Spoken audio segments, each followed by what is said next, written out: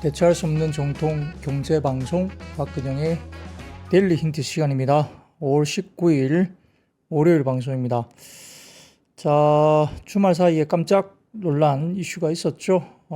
무디스 쪽에 미국의 신용등급 강등입니다. 근데 뭐 그렇게 임팩트가 크다고 보기가 좀 어렵다라는 이야기들이 많습니다. 뭐 그 전에 피치라든지 등등 신용등급 관련된 부분들이 이미 좀 선반영되고 있었고, 무디스 같은 경우도 신용등급과 관련된 부분에 대해서 어느 정도 예견을 계속적으로 좀 해줬던 터가 있기 때문에 갑작스럽게 이렇게 신용등급 뭐 하락에 따른 뭐 충격이나 뭐 이런 쪽으로 보는 시각은 아직은 좀 별로 그렇게 크진 않은 것 같아요. 그러다 보니까 시장이 좀 조정도 받고 약간 눌리기도 했지만 뭐 기술적인 측면에서 공교롭게도 지난주에 방송 중에 계속적으로 언급드렸던 것들이 기술적인 좀 과매수권에 대해서 좀 조정이 나올 만한 자리에 왔다라고 하는 그런 뭐 배경이 있었죠. 뭐 그건 신용등급 강등과 관련된 부분과 전혀 별개의 이슈였습니다만, 단기적으로 주가가 좀 올라와서 기술적인 조정세로 접어들 수 있는 가격 구간까지 왔다라고 계속 제가 반복적으로 몇 번 말씀드렸었는데, 뭐 그와 더불어서 이제 신용등급 관련된 이슈도 우리가 예상하지 못했지만 주말 사이에 나왔고요. 그럼에도 불구하고 이제 그런 빌미로 조정이 좀 나오긴 했지만 뭐 급락이라든지 뭐 시장이 굉장히 뭐 충격을 받는 그런 모습은 아니었다 정도로 이야기가 됩니다. 뭐 그럼에도 불구하고 조심은 좀 해야 된다는 이야기를 조금 이따가 제가 자료를 통해서 말씀을 좀 드릴 텐데, 여하튼 뭐 전자주 봤을 때 어떤 뭐 좀 조정이 나올 만한 자리에서 이슈가 나왔고, 그 이슈 때문에 조정이 좀 갈 텐데 당분간 조금은 기간적으로 좀 보수적인 입장을 취할 수 있다는 정도 수준을 보시면 될 것 같고요. 오늘도 국내 코스피는 2600포인트 정도는 지켰습니다만, 그렇다고 해서 뭐 당장 뭐 과감하게 주식을 많이 비중을 늘리거나 막 사들어갈 만한 그런 것보다는 뭐 5월을 조금 관망하면서 좀 지켜봐야 되지 않느냐라는 이야기는 있습니다. 그래서 전체적으로 미국의 신용등급 하락에 대한 부분에 대해서는 조금 시간을 두고 지켜봐야 된다라는 이야기들이 좀 더 나오지 않을까, 그렇게 이야기를 하고 있습니다. 뭐 그 관련된 이야기는 오늘 데일리 힌트 이 컨텐츠 상에 내용들이 나와 있으니까 잘 지켜보시면 좋을 것 같고요. 자, 그래서 그런 중심으로 오늘 시장 이야기를 풀어가 보도록 하겠습니다. 자, 시장 동향입니다. 코스피는 13포인트 하락 출발 보였습니다. 2613포인트 수준에서 출발을 했는데요. 주말 사이에 미국의 신용등급 강등 영향으로 하락 출발한 가운데 6개와 구제역, 광우병, 마이코플라즈마 폐렴, 그 다음에 엠폭스, 아프리카 돼지열병, 백신, 진단시약, 진단키트, 수산, 생명보험, 2차전지, 풍력, 태양광, 도시가스 등 강세 출발 보였습니다. 지금 제가 불러드린 것 가운데 뭐 6개, 수산, 구제역, 광우병, 마이코플라즈마 폐렴, 엠폭스, 뭐 아프리카 돼지열병, 백신, 진단시약, 마스크, 진단키트, 뭐 이런 것들이죠. 이런 것들이 오늘은 대부분 다 조금은 그 테마성 수급을 좀 흡수한 그런 날로 볼 수 있습니다. 결국은 지금 홍콩의 뭐 코로나 이슈라든지 그 다음에 뭐 여러 가지 이슈들이 좀 발생했는데요. 뭐 워낙 시장이 조금은 불안한 감이 있다 보니까 이런 별개의 어떤 테마성 이런 종목들이 오늘 조금은 영향을 받았고 그쪽으로 자금들이 좀 쏠렸다라고 볼 수 있습니다. 자, 미국 주식시장은 소비자 심리지수 지속 하락하면서 경기에 대한 우려가 일부 반영되기도 했는데요. 장 마감 후에 미국의 신용등급 강등 발표가 됐습니다. 미국과 EU의 무역협상 진전 보도에 그래도 시장은 강보합 정도로 미국 시장은 그래도 마이너스권은 끝나지 않았는데, 이제 장 마치고 미국 시장에서도 신용등급 강등 발표가 있었습니다. 미시간대 소비자 심리지수는 50.8로 5개월 연속 하락을 했습니다. 예상치를 하회했는데, 소프트 데이터 같은 경우는 되게 이렇게 좀 좋지 못한 내역이 나오죠. 소비자 심리지수들은 대부분 벌써 경기 하강을 보여주는 지수들이 나오고 있는데, 하드 데이터 쪽에 일단 기본적인 경기 지표는 상당히 아직까지는 양호하게 나오고 있습니다.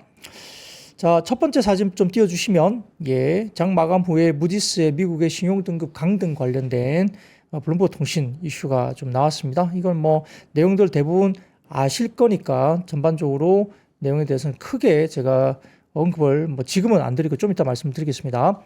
코스피는 미국의 신용등급 강등 여파에 아시아 주식시장 동반 약세를 보이기도 했습니다. 최근 낙폭과대 업종의 순환매가 들면서 2차 전지가 살짝 튀어오르는 모습도 보이기도 하고요. 이렇게 좀 순환매가 돌았는데 외국인들의 현선물 동반 순매도가 나타났고요. 5월 8일부터 8거래 연속 순매수를 나타냈지만 미국의 신용등급 강등 여파에 순매도 전환했습니다. 근데 규모는 그렇게 크진 않습니다. 현물 같은 경우는 기관도 오늘은 매도세가 나타났습니다. 업종별로는 금융과 2차전지, 화학, 그 다음에 친환경, 역시 이제 친재생 에너지 쪽이 풍력과 태양광 이쪽이고요. 원전도 오늘 두산 에너비티가 약간 빠지다가도 다시 플러스권으로 접어들면서 힘이 괜찮았죠. 반도체, 자동차, 인터넷, 산업재 업종은 하락세를 보였습니다. 주간 수익률 기준 코스피가 5주 연속 상승세를 보이면서 단기간에 조금은 주가가 과열권에 올라왔다는 점 때문에 조정에 대한 이야기가 계속 지난주에 나왔었던 터입니다. 4월 초 2200포인트대에서 빠르게 반등하면서 전고점 도달 이후에 차익 실현이 나올 만한 자리였다라고 보입니다. 자, 친환경으로 본다면 전일 대선 후보 첫 TV 토론에서 이재명 후보가 원전 활용화 대 재생에너지 중심으로 가겠다는 입장을 보이면서 풍력과 태양광이 오늘도 여전히 관심을 받았고요. 보험 쪽입니다. 삼성생명이 실적 견조하고 최근 주가 약세에 따른 배당 매력이 부각되면서 긍정적인 평가를 받았습니다. 장중 6% 이상 상승세가 나타났고요. 육계 같은 경우는 조류 인플루엔자 여파로 브라질산 닭과 계란 수입 금지 조치 때문에 하림이나 마니커 등 관련주가 상승세가 나타났습니다. 야, 이제 치킨 먹기도 만만치 않아요. 최근에 가격도 많이 올라왔는데요. 네. 전반적으로 닭강정 이런 것도 되게 좋아하는데, 아이들도 되게 좋아하는데요. 가격이 만만치 않습니다. 자, 그리고 오늘 장중에 다음 표를 보여주시면 중국의 주요 동행지표 소매 판매 관련해서 나왔습니다. 소매 판매가 예상 5.8% 정도 예상이 됐는데요. 5.1%가 나왔고, 그리고 산업생산 같은 경우는 예상이 5.7인데요. 산업생산이 6.1% 나왔습니다. 그래서 중국 주요 동행지표가 이렇게 나오면서 조금 아쉬운 부분이 좀 있었습니다. 지수가 빠르게 최근에 반등했던 가운데 추가 상승 모멘텀이 좀 부재했다라고 평가를 국내장을 받고 있습니다. 그래서 2차전지 등의 신저가 경신 업종 저가 매수세가 유입되는 순환매 정도로 보시면 좋을 것 같고요. 코스닥은 미국의 신용등급 하락에 따른 금리 속동 부담에 약세였습니다. 3거래일 연속 하락을 했고 금리 부담에 성장주 전반 부진했고요. 반도체 소부장 별로 안 좋았고 최근 양호한 수익률을 보였던 로봇 관련주가 큰 폭의 낙폭을 기록했습니다. 램보 로보틱스 등의 급락세가 나타났고요. 자, 제약바이오 대체로 부진했던 가운데 알테오젠은 글로벌 탑10 자동 주사기 제조기업과 협업의 소식이 나타나면서 강세를 보이기도 했습니다. 그래서 정부가 브라질 고병원성 AI 발생의 수입 금지 조치에 따라서 6개 관련주가 상승세에 나타났고 홍콩에서 코로나19 재확인에 한 달간 30명 사망했다는 소식 등 때문에 코로나19 관련 섹터들이 긍정적인 움직임이 나타났습니다. 자, 국내 증시가 오후장 미국 선물지수가 나스닥을 중심으로 1% 내외 하락세를 보인 가운데 코스피 시장에서도 외국인 현선물 매도 출회가 되면서 힘을 못 썼습니다. 외국인들은 코스피 현물 시장에서 8거래일 만에 매도 반전했고요. 반도체, 자동차, 인터넷, 조선, 방산 등 4월 저점 이후에 반등했던 업종들이 약세를 주도했고 반면 제약, 바이오, 금융, 2차전지 등 차별적인 반등세는 일부 나오기는 했습니다. 특히 2차 전지는 전저점을 이탈할 정도로 소외되었던 탓에 수익률 갭 축소 차원에서 일부 기술적 반등 정도로 보이는데요. 아직은 2차 전지가 업황에 대한 턴은 전혀 되고 있지 않기 때문에 강하게 올라간다 보기엔 좀 어려울 것 같습니다. 자, 무디스가 미국 신용등급 강등 이슈가 2011년 8월 S&P 신용등급 강등발 쇼크, 그때는 6.7% 시장이 급락을 했었고요. 2008년 금융위기 이후에 최대 하락폭을 나타내기도 했습니다만 이 기억에 대한 공포 심리를 자극을 하긴 했습니다만 현실화되지는 않았습니다. 3대 신용평가 중에 마지막으로 신용등급을 하향 조정한 것이기 때문에 이미 여러 가지 주사제를 맞았다는 거죠. 이미 예방주사를 2번 정도 맞고 마지막으로 신용등급을 하향 조정했고요. 이런 이야기가 이미 좀 돌았었기 때문에 그렇게 충격이 생각보다 크지 않았다라고 보는 것 같습니다. 신용등급 정만 변화를 통해서 신용등급 하향 조정을 또 예고를 해왔다는 점이 오늘의 여러 가지 부분에서 백신을 좀 맞았다라고 평가를 받습니다. 트럼프 관세 쇼크 이후에 V자 반등을 한 글로벌 증시의 단기 조정의 빌미로 볼 수는 있습니다. 글로벌 증시 코스피가 단기 과열 부담이 기술적으로 지난주에 커진 모습이었고요. 상승 피로가 누적된 상황이었죠. 미국 신용등급 강등을 기점으로 단기 과열 해소 그리고 매물소화 국면으로 진입할 것으로 시장은 오히려 보고 있습니다. 빠졌을 때 비중 확대하자 이야기를 계속적으로 하고 있는 이유입니다. 반도체 업종 약세였습니다. 2분기 관세 영향으로 국내 반도체 업황 둔화 가능성이 제기되면서 삼성전자, SK하이닉스, 한미반도체, 테크행대 반도체 업종 하락했습니다. IM증권에서 리포트가 나왔고요. 지난주 상승을 주도했던 HD현대일렉트릭, LS일렉트릭 같은 전력기기 업종과 유일로보틱스, 레인보우 로보틱스 등의 로봇 업종 차익 실현 매물 출회되면서 하락세가 나타나기도 했습니다. 자, 반면 신재생 관련 업종은 연일 강세입니다. 전일 대선 후보 토론회에서 이재명 후보가 재생에너지 관련 산업을 키워야 한다고 발언하면서 정책 기대감이 여전히 유입됐습니다. HD 현대에너지솔루션, 한화솔루션, SK 이터닉스 등이 상승이 나타났고요. 특히 SK 이터닉스의 상승폭이 굉장히 크게 나타났습니다. 2차전지 업종도 강세였습니다. IRA 수정 법안이 미국 하원에서 부결됐다는 소식이 전해지면서 전기차 세액공제 혜택 조기 폐지 우려 유입됐던 LG 엔솔, 포스코 퓨처엠 등 2차전지 업종이 상승세를 나타났고요. 삼성 SDI는 급일 유상증자 신주 발행가액을 확정을 했습니다. 근데 아까 말씀드렸던 IRA 수정 법안이 미국 하원에서 부결됐다는 소식이 있었지만 오늘 국내 시장 장중에 오후에 아마 그 관련된 부분에 대해서 법안이 통과됐다는 이야기가 나왔기 때문에 내일은 또 다른 이슈가 생길 수 있는 거죠. 그래서 IRA 수정 법안이 하원에서 부결했다는 소식 때문에 좀 반등이 나왔는데 오후장 뜨면서 그게 통과됐다는 이야기가 나왔기 때문에 또 힘을 못 쓰는 그런 식으로 2차 전지가 다소 조금 힘이 빠지는 그런 이야기도 될 수도 있겠습니다. 특징주로서는 금호타이어가 지난 주말 광주 공장 화재로 인한 생산 차질 우려로 하락을 했습니다. 삼성생명은 1분기 견조한 실적과 배당 매력 부각되면서 상승세로 나타나기도 했습니다. 자, 상당히 좀 어려운 이야기지만 업종 탑3는 보험, 전기가스, 제약 정도로 볼 수 있겠고요. 업종 바텀3는 증권, 전기전자, 금속 정도로 볼 수 있습니다. 좀 전에 말씀드렸던 중국 지표는 예상 소폭 하회를 했고요. 22일 미국의 PMI가 예상돼 있고 차주의 FMC 의사록이 27일 예정되어 있습니다. 엔비디아 실적이 29일 정도로 대기되어 있는 변수가 있습니다. 자, 펀더멘털 대비 안도 심리를 바탕으로 증시가 강한 상승을 보여왔는데 그 결과 리스크 그리고 변동성 지표는 단기 변곡점에 도달해 있음을 시사를 지난주에 했습니다. PON 그리드 인덱스가 공포와 탐욕 인덱스가 그리드 상단 위치에 영역에 위치해 있죠. 그러니까 조정이 좀 나올 수 있다. 이야기가 일부 나왔었고요.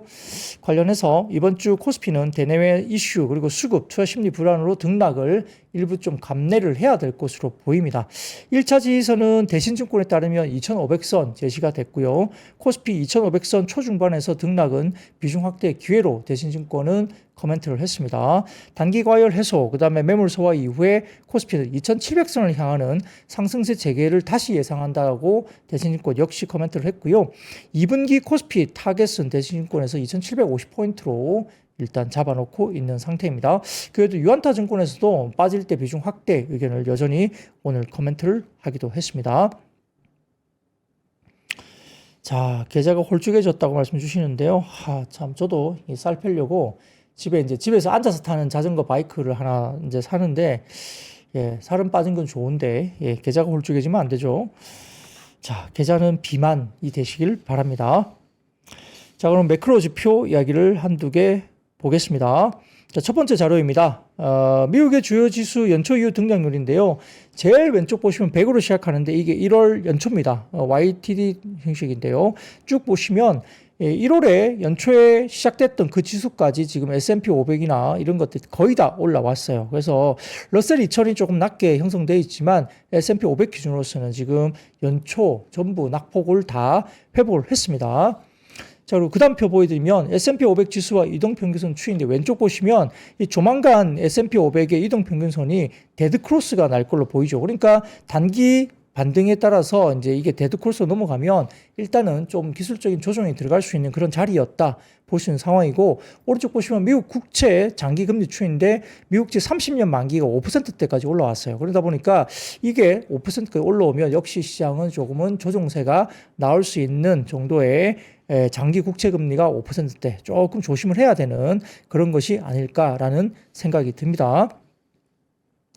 자, 그리고 여기에 따라서 미국의 신용등급 강등과 그 영향, 뉴욕타임즈 이슈가 좀 있었는데요. 강등 배경은 역시 재정지표 악화죠. 그래서 연방정부의 부채가 36도 달러 이상 GDP 대비 부채 비율이 지속 상승 중에 있다는 이슈입니다. 그리고 정치적 불확실성이 확대되고 있죠. 양당 모두 지출 구조 개혁과 재정 균형 회복에 실패했다 이슈가 있는 상황이고요. 사회보장과 메디케어 등 구조적인 재정 문제가 미해결됐다는 겁니다. 감세안 중심의 정책 불균이 또 있습니다. 공화당이 추진 중인 감세안은 일부 예산 삭감에도 불구하고 총 3조 8천억 달러의 상당의 세수 감소 유입이 유발됩니다. 그래서 의료, 청정에너지, 식료품 보조 예산 삭감 등이 논란이 되고 있습니다. 여기에 따라서 국채금리가 상승하고 있죠. 10년물 국채금리가 약 4.5% 내외 정도까지 와 있고 30년물이 5% 돌파가 되면서 하향 안정화 약간 시도되고 있지만 5%까지 30년물이 많이 올라왔습니다. 채권시장 투기 세력의 반응으로 주초 금리 급등 가능성도 일부 가능성이 제기되고 있는 상황입니다. 그리고 차입비용 상승 리스크입니다. 국채금리 상승은 모기지, 기업대출, 카드금리 등 민간 차입비용 전반 상승으로 이어질 수 있고요. 중소기업 등 저소득층 소비자 신용 환경에 부담이 된다 볼 수 있습니다. 그리고 신흥국 자본금 영향이 있는데 달러 강세가 지속될 경우에는 신흥국 통화와 외화 채권 시장의 부담 요인이고 고금리, 고적자, 달러 강세 조합은 과거 사례상 위험자산 선호의 약화로 연결됐었다라고 보기 때문에 주식시장에 좀 조정이 나올 수 있다. 이런 이야기를 하고 있는 것 같습니다. 자, 그런데 이제 오늘 크레딧, 그러니까 우리가 신용카드 관련해서 뭐 연체율이 막 올라간다 이런 뭐 뉴스가 나오기도 하고 그래서 굉장히 우려를 해야 되나라고 이야기들을 많이 하고 있는 뭐 뉴스가 나오는데요. 자극받지 마세요. 그 부분은 이 카드 관련된 연체율은 저게 학자금 관련된 부분이 치솟고요. 나머지는 굉장히 지금 하향 조정되고 있기 때문에 전체적으로 싸잡아서 카드 관련된 연체가 올라간다고 해서 막 우려를 표하고 막 겁주고 이런 기사가 나오거든요. 근데 그 부분에서 보면 학자금 관련해서 튀어오르는 것 말고는 나머지는 전부 하향 안정화 되고 있습니다. 그렇기 때문에 소비가 안 되는 것도 아니지만 이 연체율 관련해서는 학자금만 올라가는 거지 나머지는 상당히 하향 안정화되고 있기 때문에 시장에 그렇게 리스크 지표로 의미가 크게 없다라고 지금 이야기하고 있죠. 그래서 일부 기사에서 자꾸 이제 뭐 신용 관련된 뭐 여러 가지 굉장히 자극하는 그런 기사들에 대해서는 휘말리지 마시길 바랍니다. 자, 그리고 그 다음입니다. 매치증권 자료인데요. 2011년과 2023년 미국의 신용등급 강등 전후의 S&P 주가 변곡점 트리거인데요. 보시면은 짙은 파란색이 보시면은 이게 언제입니까? 2011년 8월 5일 S&P 미국 신용등급 강등 사례 이후죠. 그래서 쭉 강등이 되고 그 다음에 주가가 계속 횡보한 다음에 D 플러스 40일 정도, 그러니까 한 달 정도 오락내리 횡보하다가 40일 한 달 정도 지나서 이렇게 그리스 추가 거시금융 승인론이 진전이 되고 미국의 MBS 매입 개시 발표가 되면서 그때부터 주가가 쭉 올라갔고요. 그다음에 옅은 하늘색 실선 잘 보이실지 모르겠는데 그게 보이시면 2023년 8월 1일 피치의 미국 신용등급 강등 사례인데요. 이때는 주가가 살짝 빠졌습니다. 빠졌었고 이때도 한 2달 정도 주가가 약간 이때는 조정을 좀 받았었네요. 그래서 미국의 4분기 여러 가지 부분이 발표가 됐고 미국채 수급 우려가 완화되고 완화적인 11월 FOMC가 발표되면서 그때부터 저점을 찍고 쭉쭉쭉 V자 반등이 나왔다 볼 수 있습니다. 그래서 대략적으로 한 40일에서 60일 정도 지난번 2011년도와 23년도에 신용등급 강등 전후에 일정 부분 횡보 내지는 조정이 조금 있었던 시기가 필요했다라고 보입니다. 그래서 멜츠증권에서는 한두 달 시기에서 신용등급 강등 이슈는 좀 경계를 조금 보수적으로 봐야 된다. 이런 의견을 주고 있습니다. 자, 그래서 관세 우려 완화나 견조한 주도사업 성장에서 미국 재정 정책 우려, 금리 상승으로 시장 초점이 넘어갈 가능성을 걱정하고 있다고 보고 있는 상황이고요. 만약에 이 경우가 비슷하게 아마 반영이 된다고 한다면 6월 FOMC 또는 조금 더 길게 보면 미국 의회와 행정부가 재정 정책 전립을 목표로 하는 올해 7월 4일 250주년 독립기념일이죠. 이때까지 시장을 좀 보수적으로 봐야 할 수도 있다는 판단을 매치증권에서는 코멘트를 했습니다. 그래서 6월 FOMC 그리고 7월 4일 정도까지는 좀 보수적으로 좀 보자. 이 정도로 이야기를 합니다. 근데 뭐 그렇다고 해서 지난번 좀 전에 말씀드렸지만 2011년 미국의 신용등급 강등 사례 보면 올랐다 내렸다 해서 그냥 박스권에서 왔다 갔다 했지 그렇게 많이 빠지진 않았거든요. 그래서 그렇게 똑같이 갈지는 모르겠으나 오늘 주가 빠진 걸 보면 뭐 너무 심하게 급락하지는 않고 있다. 근데 당분간은 좀 지켜보자 이런 이야기를 하고 있습니다. 자, 시장에서는 두 개의 의견이 병존합니다. 자, 미국의 기록적인 수준의 재정 적자는 이미 알려진 사실이고요. S&P와 피치 등 여타의 주요 신용평가 기관은 이미 신용등급을 강등했기 때문에 금융시장이 무디스의 마지막 신용등급 하락에 따른 영향이 있을 수는 있겠지만 심각한 수준이 아닐 것으로 전망하고 있고, 베센트 재무장관도 이번 강등은 후행 지표에 불과하면서 이미 모든 것이 시장에 반영됐다고 지적을 하기도 했습니다. 한편 다른 한편에서는 미국의 대규모 부채 문제가 다시 한번 심각한 경고로 받아들여져서 미국의 국채시장 등 주요 금융자산 가격의 변동성이 크게 확대될 수 있다고 분석을 하기도 하고, 다른 주요국들 역시 해당 여파에 따른 금융시장 충격에서 좀 자유롭기는 좀 쉽지 않지 않느냐, 이런 의견도 있습니다. 한편 이제 트럼프 대통령은 무역 협상과 관련해서 지금 잘 안 되고 있잖아요. 영국 한 군데, 전 세계에서 가장 쉽다고 이야기되고 있는 영국 한 군데만 지금 협상이 됐는데 중국은 90일 유예했죠. 그래서 협상이 잘 안 되고 있죠. 그렇기 때문에 트럼프 대통령은 약 150개국 정도 되는 모든 국가들과 만나서 협상에 나선 것은 불가능하기 때문에 이제 아예 협상을 하지 않은 국가에 대해서는 2, 3주 내에 트럼프 대통령은 내가 직접 그냥 알려줄게. 2, 3주 내에 관세율을 알려줄 테니까 니네들 이거 알아서 해라. 받을래 안 받을래? 이렇게 가는 거죠. 이 약간 글쎄요, 지 마음대로죠. 예, 어쨌든 그렇게 이야기를 했습니다.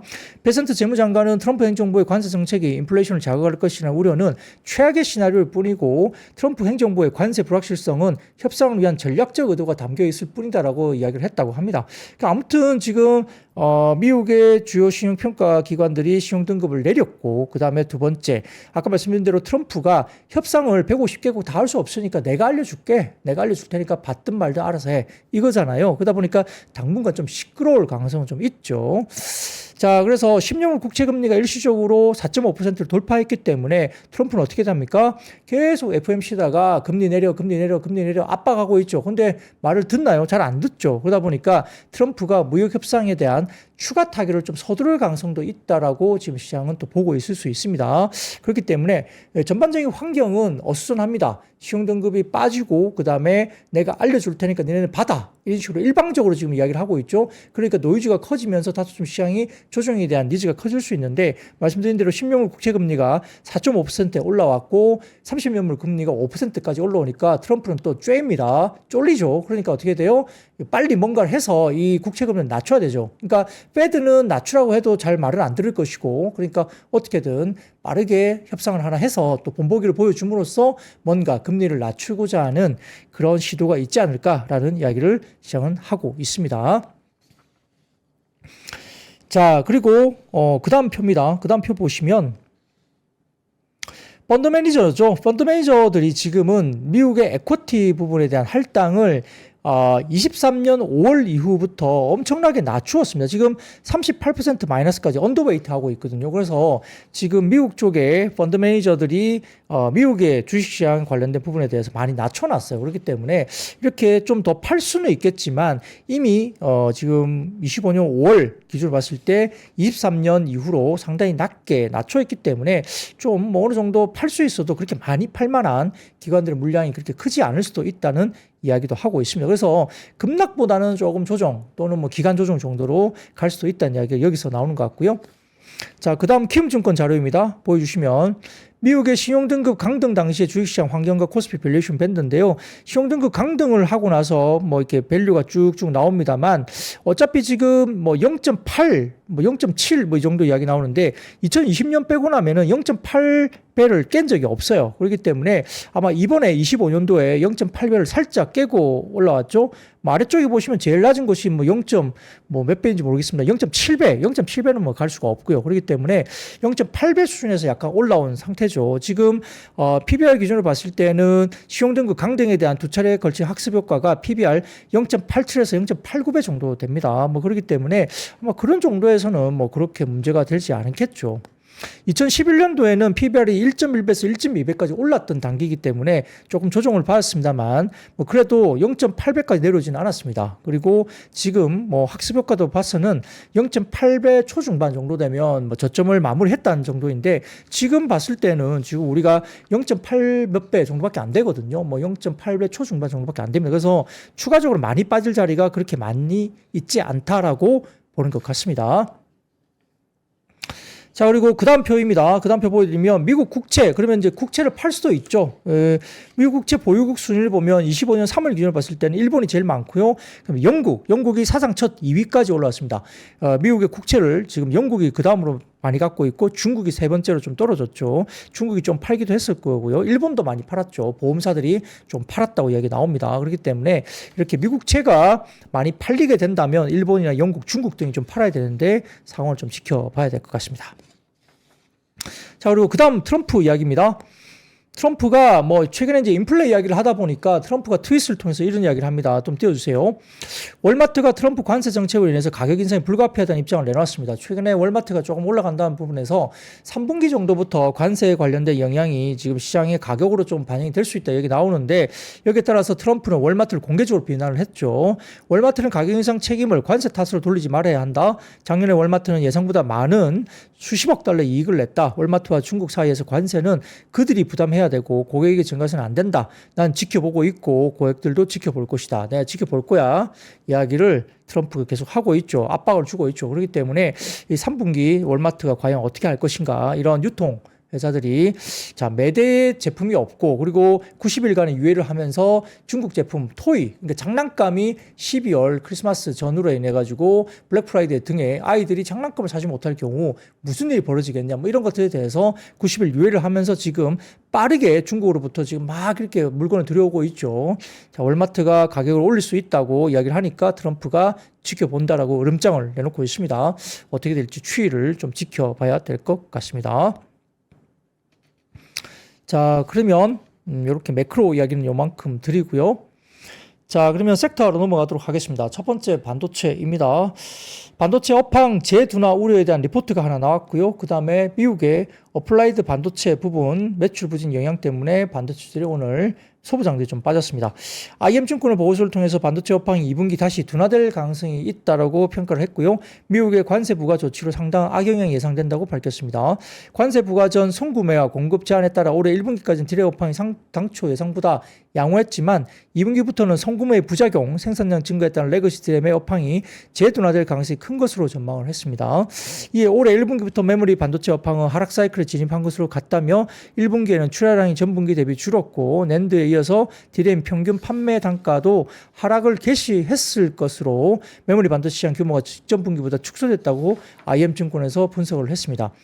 자, 반도체 주가는 지난해 7월부터 하락하기 시작했기 때문에 이번에도 업황을 6개월가량 선행 중으로 판단하고 언급했고 경기 하강에 따른 전반적인 수요 둔화 및 AI 투자 둔화 때문에 업황이 재악화될 가능성이 큰 가운데 반도체 업황이 올해 중순부터 추세 상승으로 전환되기는 어렵다라고 추정을 했습니다. IM증권에서 보고서를 냈는데요. 뭐 여러분이 잘 알고 계신 애널리스트죠.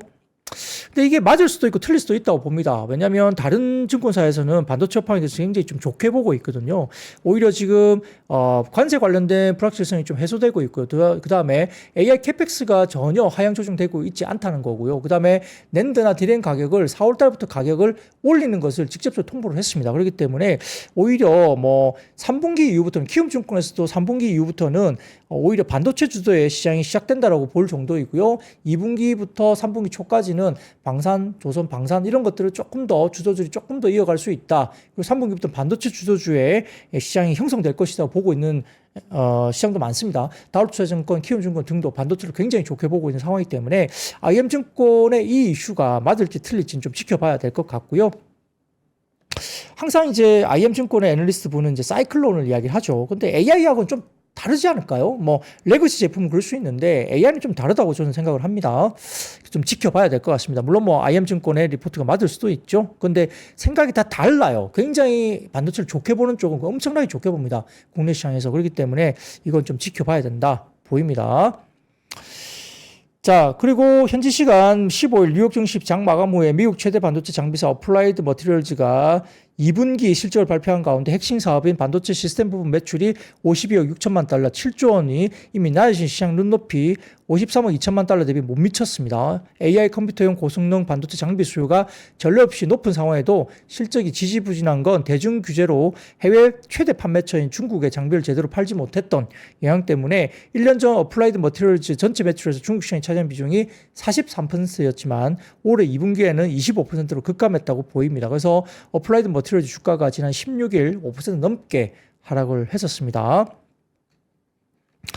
자, 그래서 뭐 그렇게 좀 지켜보고 있는데요. 자, 그래서 반박 자료를 한번 보여드릴게요. 물론 뭐 아까 IM 관련된 이야기를 좀 드리고 있지만 해외 쪽에서 디지타임즈 아시아 쪽에서 위스트론 이야기 나옵니다. 위스트론이 AI 서버 수요는 꾸준하고 관세 영향을 거의 받지 않는다고 언급을 하고 있습니다. 위스트론의 CEO 제프 리는 관세 관련 가격 변동에 더 민감한 소비자용 노트북과는 달리 디지털 전환 과정에서 AI 서버 투자는 필수제로 강조를 하고 있고 다만 AI 서버 쪽은 높은 수요로 인해서 이행 및 납기 측면에서 오히려 문제점이 생길 수 있다고 경고를 할 정도입니다. 반면 소비자용 노트북 시장은 소비자들이 관세 영향을 인해서 가격이 상승할 경우 구매를 좀 미룰 가능성이 높다고 지적하고 있는데 원래 위스트론은 윈도우 10 지원 종료와 팬데믹 이후 노트북 교체 붐으로 인해서 25년 노트북 수요 증가를 전망했습니다. 그럼 관세 부과 전 재고축적으로 25년 1분기 노트북 출하량은 급증했지만 그 이후에 성장세가 조금 둔화됐다면서 면밀한 모니터링이 필요하다고 언급을 하기도 했죠. 관세 압력을 완화하기 위해서 현재 위스트론은 멕시코에서 노트북 생산을 고려 중에 있다고 봅니다. 그래서 AI 서버 쪽에 높은 수요가 여전히 있기 때문에 이게 일반적인 뭐 노트북 시장 관련해서 상당히 좀 구매를 조금 혹시 좀 주춤할 수 있을까 이런 이야기는 하고 있지만 아까 말씀드린 대로 AI 서버 쪽 높은 수요 때문에 오히려 납기 측면에서 오히려 문제가 발생할 가능성이 높다라고 평가할 정도로 수요가 굉장히 강하다는 이야기입니다. 자, 그리고 그 다음입니다. 블룸버그 통신인데요. 트럼프 대통령과 공화당 일부 인사들이 규제를 대폭 완화한 새로운 AI 시대를 열기 위해서 준비에 착수하고 있다는 겁니다. 이번에 중동 지역을 가서 AI 칩 관련해서 대규모 판매를 하고 왔잖아요. 그렇기 때문에 중동을 통해서 중국으로 들어간다 이런 이야기를 할 수도 있겠지만은 엔비디아 젠슨 왕은 절대 그거는 잘 그렇게 힘들다. 그렇게 되기는 어려울 것이다 라고 이야기를 할 정도로 중동과의 새로운 거래를 텄습니다. 대규모 거래를 했죠. 그렇기 때문에 AI와 관련된 수요는 여전히 강력합니다. 트럼프 대통령은 재임 직후 중국과의 경쟁 심화 속에서 미국의 AI 주도권 강화를 목표로 천명하고 있고 이러한 뚜렷한 그림을 그리기 위해서 중동 방문 중에 트럼프는 샘 얼트만, 일론 머스크 등 기술업계 인사들과 함께 AI 관련 대규모 거래를 오히려 주도를 했었습니다. 엔비디아와 AMD는 사우디의 신규 AI 기업인 휴메인에 반도체를 공급하기로 합의했고요. AI 존 구축에 50억 달러 이상을 투자할 예정으로 보고 있습니다. 아마존하고 휴메인이 그렇게 이야기를 하고 있죠. 그리고 오픈 AI는 아랍에미레이트 내 신규 데이터 센터 건설 검토 중에 있는 것으로 나오고 있습니다. 그래서 이번 거래가 가능해진 배경은 AI 확산 규칙을 철회한 트럼프 행정부의 결정에 있었고요. 관련해서 아까 말씀드린 AI 확산 규칙 이 부분은 바이든 행정부 말기에 도입되면서 미국 반도체가 제3국을 통해서 중국에 흘러들어가는 것을 막기 위해서 수출 제한을 강화한 정책이었는데 이걸 폐기했다는 겁니다. 그래서 트럼프 행정부는 보다 유연한 AI 칩 수출 통제 방안을 마련 중에 있다고 보면서 AI를 주도적으로 끌고 있다라고 보입니다. 자, 그런 것도 중심으로 이야기가 나오고 있고요. 워싱턴에서 규제 철폐 기조가 확산되고 있음을 보여주고 있는 이야기를 예산에서 나오고 있습니다. 자, 그래서 지금 오픈 AI, 구글 등 주요 기술 기업들이 3월에 중국을 견제하면서 AI 개발을 지원할 정책을 제안했고 여기에는 저작권 개혁과 주 단위 규제로부터 면제 요청이 포함되어 있고요. 그래서 여러 가지 부분에서 모르겠어요. 뭐 오픈 AI 샘 알트만이 중국의 AI 발전 속도에 대한 우려를 다시 한번 표명을 했고요. 그래서 미국의 AI에 대해서 과도하게 규제를 시행할 경우에는 오히려 중국에 밀려서 재앙적인 결과를 초래할 수 있다고 경고를 할 정도로 했기 때문에 이런 부분들이 역시나 산업에 대해서 아무튼 뭐 AI 주도로 인해서 지금 규제를 대폭 완화한 새로운 규제안을 뭐 규제안이죠. 규제안이긴 한데 대폭 규제를 완화한 쪽으로 가는 것이 아니냐 이야기가 나오고 있습니다. 자, 그리고 그 다음입니다. 다음 니케이 아시아 쪽에서 나온 헤드라인인데요. 보여주시면 엔비디아 쪽에서 중국용 AI 칩 다음 분기부터 출하한다는 겁니다. 수정된 블랙홀도 뒤따를 것이다 이야기 나오는데요. 미국의 수출 규제가 중국 AI 시장에서 화웨이를 사실상 보호하고 있다는 우려가 제기됩니다. 그러니까 엔비디아 걸 못 사게 만들면 업체들은 화웨이 제품을 살 거란 이야기예요. 그러니까 화웨이 제품을 사는 것보다는 어떻게든 우리 걸 파는 게 낫다는 이야기를 하는 겁니다. 엔비디아는 향후 몇 달 내에 중국 고객을 위한 수정된 호퍼 시리즈 AI 칩 출시를 예정할 계획을 하고 있고요. 이는 자국 기업인 화웨이가 AI 칩 시장에서 빠르게 약진하고 있는 상황에서 미국의 수출 규제 하에서도 중국 시장을 유지하려는 엔비디아의 새로운 대응 조치라고 니케이 아시아는 보도를 하고 있습니다. 이번에 출하될 신형 칩은 기존 호퍼 칩의 더욱 축소된 버전인데요. AI와 슈퍼컴퓨팅이 최적화된 HBM이 탑재되지 않습니다. 그렇기 때문에 HBM을 빼고 뭐가 들어갑니까? GDDR이 들어가죠. GDDR7이 들어갑니다. GDDR7이 들어가면 삼성전자 하이닉스가 호재입니다. 오히려 좋죠. 특히 삼성전자가 좀 더 좋은 환경입니다. 이렇게 적용이 될 것이고요. HBM을 빼고 GDDR7이 들어가죠. 이는 미국 수출 규제를 준수한 설계라고 설명하면서 전자 쪽에 기회가 된다고 봅니다. 자, 화웨이의 유리한 시장 구조 형성을 우려하고 있다는 것이 나옵니다. 그래서 엔비디아 측은 미국 정부의 제재로 인해서 자산은 중국 시장에서 제한을 받는 반면 화웨이는 사실상 자유롭게 활동하고 있다고 주장을 하면서 결국 화웨이가 자체 AI 칩인 어센트 시리즈의 성능을 점차 향상시키고 있고 최근 발표된 중국 내 AI 인프라 확대 계획에 적극 참여 중이기 때문에 엔비디아는 차세대 블랙을 아키텍처 기반 칩도 중국 시장 전용으로 수중해서 추후에 출하하겠다라고 이야기를 하면서 이제 본격적인 경쟁이 되고 있죠. 자, 그래서 엔비디아도 완전히 막아버리기 좀 쉽지 않을 가능성이 높습니다. 자, 그리고 그 다음 사진 보여드리겠습니다. 젠슨왕 또 나왔죠? 네, 제품이 나와 있는데요. 자, 제품만 보면 잘 실감이 안 나는데, 엔비디아 차세대 GB300을 2025년 3분기에 이제 출시 예정으로 공식 발표를 했습니다. 자, 제일 왼쪽에는 GB200이고요. 가운데가 GB300, 그리고 제일 오른쪽이 NV링크 7.2TB입니다. GB300은 전면 순행식으로 냉각을 하고요. GB300 한 대는 슈퍼컴퓨터 서밋보다 훨씬 더 강력한 것으로 알려지고 있습니다. 코어스 L 기술이 적용되고 있다고 보이죠. 그리고 가격도 지금 TSMC가 가격을 올리는데요. 엔비디아도 가격을 올리는 것으로 이야기를 하고 있습니다. 점점점 신제품이 빨리 이제 출시가 된다 보시면 될 것 같고요. 자, 그리고 AI 관련된 이야기를 하나 더 드릴게요. 자, 다음 표 보여주세요. 다음 사진 보시면, 자, 이게 뭐냐면 도웨이입니다. 도웨이 애니메이션. 삼성증권에서 올리신 자료인데요. 도웨이 애니메이션이 어딥니까? 여러분, 애니메이션 좋아하시는 분은 다 아시죠? 드래곤볼, 원피스 지금 저희 둘째 아이가 완전 푹 빠져서 저랑 같이 매일 원피스를 보고 있는데, 드래곤볼, 원피스, 슬램덩크, 셀러문, 은하철도 999 인기 애니메이션 제작했던 일본 최대 애니메이션 제작사죠. 이 도웨이가 애니메이션 제작에 AI를 활용했다고 공식 발표를 했습니다. 자, 이게 서프라이즈한 이야기죠. 결국 올 게 옵니다. 일부 프리랜서와 소형업체에서 AI를 활용한 사례가 없었던 건 아니지만 대형 제작사에서 애니메이션 제작에 작화에 AI를 사용했다고 발표한 건 처음이죠. 그러니까 AI 시장에 온 거예요. 일부 일러스트와 일러스트레이터라든지 그림 작가들이 반발할 수밖에 없습니다. 자, 그러다 보니까 우리가 글쎄요, 수작업을 아주 이제 하고 있는 그런 쪽에서는 반발을 할 수밖에 없죠. 그래서 일본 도웨이 애니메이션의 애니 작화의 AI 활용 전략이 공식적으로 발표되면서 스토리보드 생성, 채색, 프레임 등의 자동 수정, 사진을 이용한 배경 생성 등의 AI를 활용할 계획이라고 아웃룩에 발표가 됐다고 합니다. 그러니까 상당히 지금은 AI 쪽이 이제 기술 접목하는 쪽이 명실공히 나오고 있다 볼 수도 있죠. 약간 이제 느낌이 좀 다를 수 있어요. 원피스 같은 경우도 AI를 적용하면 옛날에 수작업을 그렸던 그런 느낌이 상당히 좀 터치감이 좀 달라질 수도 있겠습니다. 근데 어쨌든 하겠다는 거예요. 그렇게 이야기되고 있고요. 자, 그 다음 표입니다. 자, 그 다음 사진 보여주시면 이겁니다. BOA 뱅크 오브 아메리카 쪽인데요.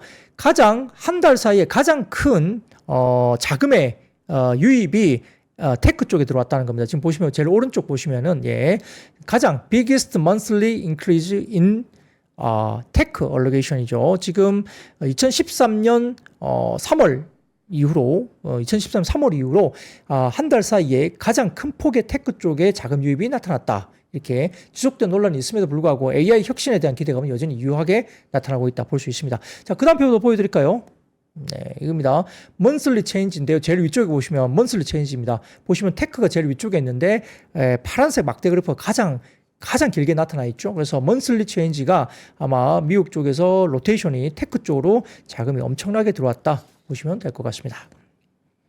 그래서 반도체 관련된 사이클론 이런 것도 맞을 수도 있고 AI 쪽이 또 이렇게 아직은 강하기 때문에, 그리고 AI 캐펙스 관련 쪽이 여전히 하향 조정이 되고 있지 않기 때문에 또 여전히 약간의 조정 이후에 다시 한번 힘을 내서 AI 쪽 관련 테크 쪽은 또 갈 수도 있다라고 또 볼 수도 있겠죠. 어떤 것이 맞을지는 지켜봐야 될 일입니다.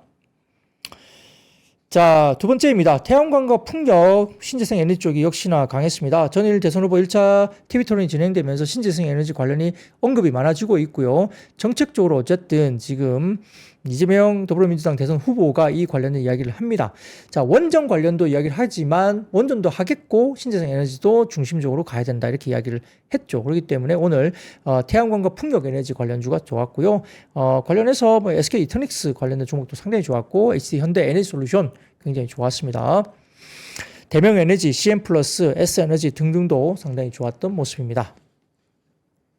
자, 그래서 그 다음 표를 하나 보여드리겠습니다. The Hills View of Data and Information이라는 플랫폼이 있는데요. 여기에서 미국 태양광 모듈 가격과 태양광 셀, 동남아시아 미국 수출 가격이 나와 있는 표인데, 자, 동남아시아산 태양광 셀 미국 수출 가격입니다. 중국의 P형 셀 수출 가격은 와트당 약 0.036달러이고요. 보다 높은 가격의 비중국산 원재료를 사용하는 동남아시아에선 P형 셀의 미국 수출 가격은 와트당 0.08에서 0.09달러 정도로 볼 수 있습니다.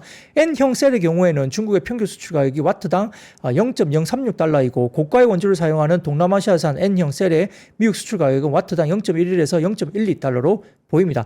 전반적으로 동남아시아 배터리 셀의 미국 수출 평균 가격은 변동은 없지만 미국의 무역 정책에 의해서 큰 변동 가능성이 일부 있다고 보이는 상황인데, 미국의 태양광 모듈 가격으로 본다면 미국은 관세 정책 영향에 따라 공급자와 프로젝트 디벨로퍼들이 적극적으로 새로운 가격 협상을 진행하고 있고요.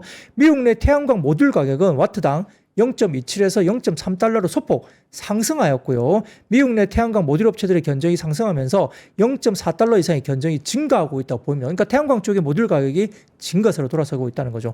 한화솔루션 최근에 좀 강했던 이유도 아마 여기에 있는 것이 아닌가 싶습니다. 원전도 두산 LPT 나쁘지 않아요. 최근에 오늘도 마이너스 갔다가 결국 종가는 플러스로 마무리 시키더라고요. 기간 외국인 팔았지만 아마 두산 LPT 상당히 잘 견디지 않았나 생각도 듭니다. 팔았나요? 네, 제 기억으로는 팔았던 것 같은데 한번 체크를 해보십시오. 아무튼 상당히 급반등을 했는데 안 빠지고 플러스권으로 마무리하더라고요. 힘이 굉장히 좋습니다. 자, IRA 수정 법안이 미국 하원에서 부결됐다는 소식에 일부 2차 전지주가 상승을 했습니다. 그러나 하나증권에서는 여기에 대해서 과매도 구간이고 2차 전지 관련된 쪽에 대해서 반등 모멘텀이 여전히 부재하다는 리포트를 썼습니다. 그래서 최근에 뭐 여러 가지 부분에서 PER 100배가 넘었던 한국 기업들의 밸류에이션 디레이팅이 당연했었는데, 최근에 보면은 침투율 관련해서 이야기가 나오는데요. 현재 뭐 15배에서 20배 정도 수준인 CATL 대비 할인되는 수준까지 전반적으로 PER이 뭐 디레이팅 다시 전개될 것이다, 더 많이 빠질 것이다 보기에는 지금 어느 정도 빠진 거 아니냐라는 하나증권의 2차 전지 관련된 이야기를 하는 겁니다. 그래서 지금 아마 PER 20배 수준을 방어하는 정도의 프리미엄은 정당화될 수 있다고 이야기를 하는 것 같아요. 국내 2차 전지 관련주에 대해서 이야기를 합니다. 이렇게 고려할 때 한국 기업들의 현실적 침투 가능 수요 전망에 기초해서 PER 20배 정도 부여했을 때 아마 밸류에이션이 LG 엔솔 같은 경우는 미국 시장에서의 가파른 상승세 고려하면서 1분기 미국 전기차 배터리 출하가 전년비 79% 증가했었습니다. 그래서 이렇게 본다면 현재 주가 수준은 과매도 국면에 진입했다고 판단한다. LG 엔솔 같은 해서 하나증권에서 과매도 국면이다 이야기를 했습니다. 다만 과매도 국면을 탈피할 반등 모멘텀은 좀 다른 이야기라는 거죠. 정책 및 수급 측면에서 부재하고 향후 유럽 내 전기차 배터리 시장 점유율 하락세 중단 데이터 확인될 때 한국의 배터리 기업들이 반등 모멘텀을 확보할 수 있을 것으로 판단하는 겁니다. 그래서 유럽 내에서 전기차 배터리 시장 점유율 하락세가 여전히 나타나고 있기 때문에 비중국을 포함한 글로벌 MS가 좀 빠지고 있죠. 이런 것들이 오히려 반등 모멘텀을 조금 더 지연시키는 것이다. 빠지는 것에 대해서는 바닥에 대해서 추가적으로 어느 정도 빠지는 것에 대해서 적정 수준까지 빠졌다. 더 빠지기는 조금 어렵지 않나 이런 이야기를 하고 있는 상황이기 때문에 하나증권의 리포트도 좀 보수적이지만 시간은 좀 더 걸릴 것이다 이렇게 본 것 같습니다. 자, 그리고 한화투자증권의 리포트를 보면 양극재 4월 수출액 코멘트인데요. 저조한 양극재 가동률 그리고 컨센서스 상향 조정 모멘텀 부재 이것 때문에 시간이 좀 더 많이 걸릴 것이다. 1분기 양극재 업체들의 가동률이 여전히 20에서 50% 수준에 머물고 있고요. 여기에 따라서 계속 투자는 지속하고 있는데 이 단기적으로 테슬라 모델 Y 판매 확대 모멘텀 있는 LNF 그리고 SK온의 기저효과 고객사 확대가 기대되는 SK IET 그리고 유럽과 미국의 ESS 시장 확대 기대가 있는 ESS 부품업종에 대해서 상대적인 강세가 예상된다라고 한화투자증권에서는 리포트를 썼습니다. 기본적으로 저는 ESS 시장 확대 기대감 관련해서 ESS 부품업종을 좀 보자 말씀을 드리겠습니다. 테슬라 관련해서도 ESS 관련된 성장폭이 워낙 크기 때문에 전기차는 안 팔리지만 ESS 성장률이 굉장히 크거든요. 그래서 이쪽과 관련된 부품업종을 오히려 보는 것이 맞지 않을까라는 생각을 가질 수 있겠습니다. 자, 그 다음입니다. 다음 사진 보여주시면, 아까 이제 그 트럼프 예산 법안이 IRA 관련된 법안이 통과가 안 됐기 때문에 2차 전지가 반등을 줬다고 말씀 잠깐 드렸는데, 트럼프 예산 법안이 하원 예산이 통과했습니다. 오히려 오늘 오후에 통과를 해버렸고요. 그래서 뭐 반대 보수파가 요구했던 조건들이 있는데, 이게 뭐냐면은 결국은 메디케이드 근로 요건 조기 시행입니다. 그리고 두 번째, 친환경 에너지 보조금 축소예요. 바이든 대통령의 IRA에 제공한 청정 에너지 세금 혜택에 대해서 보수파는 그린뉴 스캠이라고 그린 뉴딜 사기라고 부르면서 혜택 축소를 요구했습니다. 새 법안은 IRA의 클린 에너지 보조금 중 일부는 폐지하고 일부는 점진적 축소하는 방식으로 타협을 받다고 합니다. 그래서 이게 통과가 됐기 때문에 친환경 에너지 보조금 축소가 통과가 된 겁니다. 그래서 결국은 이렇게 세금 감면 연장과 보수 경제 정책이 담긴 메가 법안이 내부 보수파의 강력한 요구로 인해서 수정, 타협되는 과정이 있었고요. 그래서 이 부분에 관련해서 IRA 청정 에너지 보조금 축소가 여러 가지 부분에서 포괄 예산이 통과가 됐다, 하원에서. 그렇기 때문에 내일은 또 어쩔지 모르겠죠. 좀 이야기가 좀 더 지켜봐야 될 것 같습니다. 자, 그 다음 뭐 시간이 다 됐기 때문에 세 번째입니다. 브라질산 닭고기 수입 중단 소식에 6개가 상승했습니다. 17일 브라질 농축 식품 공급부가 종개 농장에서 고병원성 조류 인플루엔자 발생을 확인하고 세계동물보건기구에 보고하자 브라질산 종란, 그리고 식용란, 그리고 초생추, 이게 병아리죠. 그리고 가금육 가급 생산을 수입을 금지한다고 밝혔습니다. 그래서 이것들 때문에 오늘 관련된 6개 주가 상승했고요. 그 다음에 중화권 코로나19 재확산, 그리고 니파 바이러스 우려 등의 코로나19 관련주, 뭐 마스크, 그 다음에 뭐 여러 가지 부분에 대해서 코로나19 관련주가 빠졌는데요. 상승했는데요. 자, 질병관리청이 언론을 통해서 그동안 비법정 감염병으로 분류되어 있던 니파 바이러스 감염증을 1급 법정 감염병으로 지정하는 안건이 감염병관리위원회 심의를 통과했습니다. 자, 오는 7월부터 법정 감염병으로 공식 지정될 전망인데, 니파 바이러스는 박쥐에서 유래해서 동물과 사람 모두에게 감염되는 인수 공통 감염병인데요. 감염 시에는 고통, 두통, 고열, 근육통 초기 증상 이후에 어지럼증, 혼란, 발작, 뇌염 등의 신경학적 증상으로 진행되고 있고요. 심할 경우는 24시간에서 48시간 내에 혼수 상태에 이를 수 있고 치사율은 최대 75% 이르니까 굉장히 높죠. 그래서 이게 오늘 니파 바이러스 감염증 이슈가 좀 생기면서 홍콩 쪽에 코로나19 재확산, 그리고 니파 바이러스 이슈 때문에 코로나19 관련주가 올랐습니다. 그리고 금호타이어가 광주 공장 화재했던 반사수의 기대감 속에 일부 관련주 넥센 타이어, 넥센, 한국타이어앤테크놀로지 등의 일부 타이어주가 올라왔고요. 무디스가 미국의 신용등급 강등 여파 등의 증시 부진 속에 증권주가 일부 하락세를 나타낸 점도 오늘 마무리로 말씀드리겠습니다. 자, 이 미국의 신용등급 강등이 어떻게 영향을 미칠지 당분간은 조금 보수적인 위치를 좀 취했으면 좋겠고, 좀 더 쉬어가는 모습이 나타날 수 있겠지만 그래도 이겨나가는 컨텐츠를 만들어 드리겠습니다. 여러분 아시죠? I see you.